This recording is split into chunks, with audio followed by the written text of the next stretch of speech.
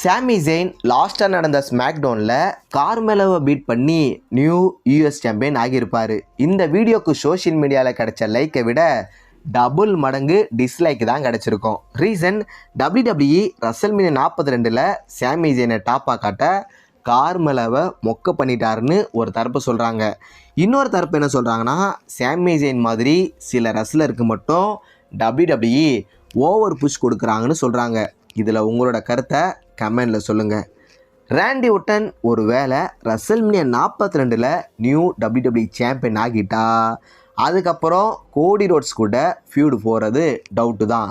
கோடி ரோட்ஸுக்கு பதிலாக ராண்டி ஒர்டன் Jacob Fatu கூட தான் அடுத்து ஃபியூட் பண்ண போகிறாரு.